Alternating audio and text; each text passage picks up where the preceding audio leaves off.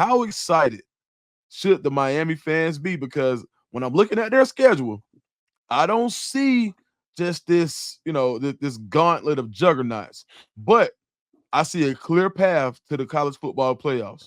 How excited should they be about where Miami is going right now? They should be very excited, and I think this Virginia Tech game is a good barometer for it. It's Friday night. Whole country's going to be watching. A lot of the country hasn't seen Cam Ward yet. Maybe they watched a few minutes of the Florida game, but once he got out of hand, they're like, whatever, it's over. I think Cam Ward is having a lot of fun down there. I think a lot of the things that he couldn't get away with at Washington State, he can get away with because he's surrounded by some really good players at Miami. And I think, you look at what they've done on the lines of scrimmage, and a lot of that is through high school recruiting. Francis Mauigoa is probably the prime example of this is one of those that Mario Cristobal felt like he had to get. He got him, and look at what is happening now. And it's interesting because like Samson Okunlola was a 5-star the same year, has not developed into that guy yet. He still may, which is the kind of the crapshoot of offensive line recruiting. Like, you do it thinking that it may take some time, but the other thing is they've done a good job in the transfer portal. You look at Tyler Barron and Simeon Barrow, who they got out of the portal this year, but also like Akeem Messidor, they got out of the portal 2 years ago or 3 years ago, and then he missed last year mostly with injury, but they got him from West Virginia. He's been unbelievable for them. So I think they've done a good job of mixing in the players that they just brought in with the ones they've had. They've developed well, and now you've got a team that is really good on both lines of scrimmage, which I just think that lessens the possibility of just having an absolute stinker, like lay an egg type game. Like, it's hard to lay an egg and have a game where you just look completely out of sorts when the big guys are better and you can just lean on people. No, I agree. When you think about the way Miami has kind of positioned themselves roster-wise with the transfer portal and infusing all of that talent, and now you have 2 down years with your biggest rivals in Florida, with Florida State and Florida, University of Florida. So now Miami has an opportunity to take over in high school recruiting with what they're doing on the field. If you're Mario Cristobal, how do you adjust your recruiting strategy based on, do you need more portal? Do you want to get more high school players in that system while you can? Or do you want to keep it more balanced with the transfer portal because that's what's been working? I think you get the elite high school players that you can get. And I think he would agree. And that's always been important to him. It remains important to him. It's a little tricky politically in Miami. So that's what I don't think people realize, because in South Florida, everyone's coming in to recruit. So Ohio State comes in, Alabama comes in, Georgia comes in. But the thing is, none of those people, when they come in, because they're kind of picking and choosing. They're not offering everybody when they come in. They pick and choose. And look, if they offer some kid when he's in 10th grade and he turns out to not be very good, and that offer turns out to not be committable when he's a junior, whatever, who cares? If you're Miami and you do that to some kid at Chaminade or some kid at American Heritage, you're in trouble. You have a problem. And so they have to be very careful about when they offer and how aggressively they recruit. You better know, like, when you make that offer, that's a guy you definitely want. And this is not just Mario. I think Mario is actually better positioned to handle this because he's a Cane, and he has those relationships going a long way back with the coaches in South Florida. But it's very difficult when these other schools can come in and play by a different game than you have to play by. They have to play by different rules. You have to be very careful. You can't piss everybody off. And so it does make it a little bit difficult. Everybody's like, oh, they have so much talent around them. Yeah, but politically, like, threading the needle is not easy. And so I think Mario's done a pretty good job with that. I do think he's going to keep trying to get elite talent out of the high school ranks, especially among the big people. And I think that's going to work for them. As far as what happens going forward, like, I think they still really like Emory Williams at quarterback. Like, if Cam Ward, gets done this season, and obviously Cam Ward will be in the NFL next year, Emory Williams might be waiting in the wings. He might be ready to go because remember he got hurt against Florida State last year, and but he may be capable of coming back and being that guy that they envisioned him being. So they don't always have to do it out of the portal, just because getting over the hump, we think, was taking Cam Ward. Yeah, and two, they've got a quarterback committed, Luke Nickel at Milton out of Atlanta, and he's a ball player. He was underrated for a long, long time, and now he's got that 4-star ranking. And now you see Auburn trying to creep in, and more schools are saying, "Hey, this Luke Nickel guy is pretty good."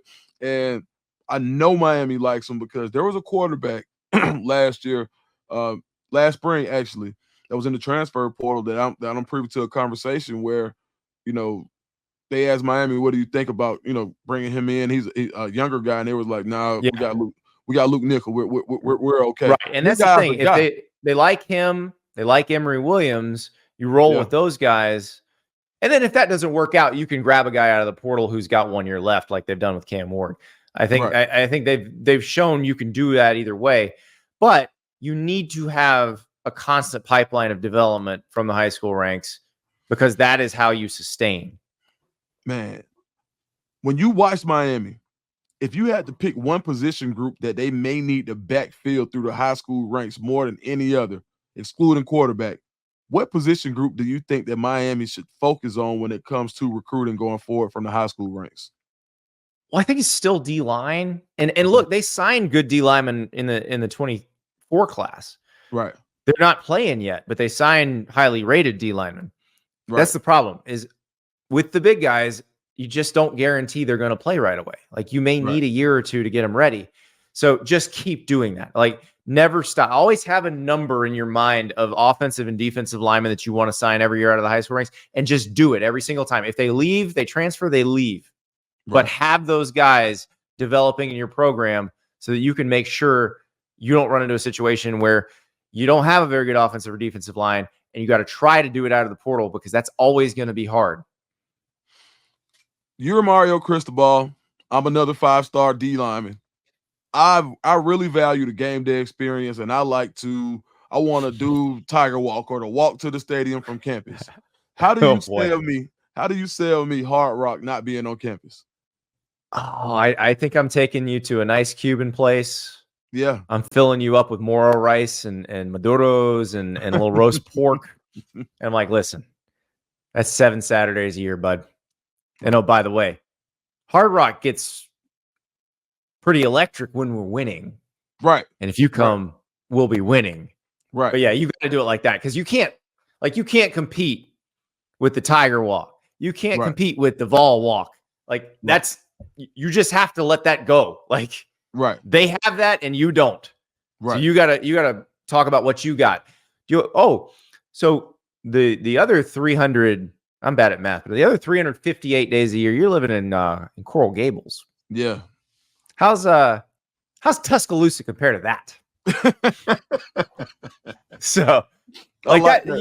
You got to use what you got. That's all it is. You know what's crazy though, Andy? When I went to the Miami game last year, and the tailgating is so crazy. Outside of like that's what I didn't realize, and I don't think people realize that about Miami because, and I asked that question for a reason because that was one of the questions that I had. I was like, man, they don't have it on. And I was surprised because I just didn't know. But they have the massive parking lots. Oh my God. So you actually can set up and tailgate, and it's actually a nice setup. It's more like the interior of the stadium, and the crowd's not like an SEC school, but the tailgating scene is kind of similar to that. The tailgating scene is definitely like that. And there are so many more amenities at Hard Rock Stadium for a college game. It is insane. Like, which doesn't help the player, but may help mom and dad. Man, mom and dad, you got like you literally so there was a high school there, and the kids were like, kids coming to recruits, and they was like, they got Benny Hunter in here. There's a Benny Hunter in here. Look, I'm just as excited. I'm like, where is it? So no, I think Miami. You got your man chopping it up and like throwing the shrimp into it, catching it in his hat. Man, it's crazy, man. But it's just a kind of microcosm of what you would expect going to school in Miami, like the Miami. And man, it's been a pleasure, man. Talk to me about how it's been rejoining with your boy Ari on Andy and Ari. It's been awesome. So Ari Wasserman, co-host now. The show is just on a rocket ship.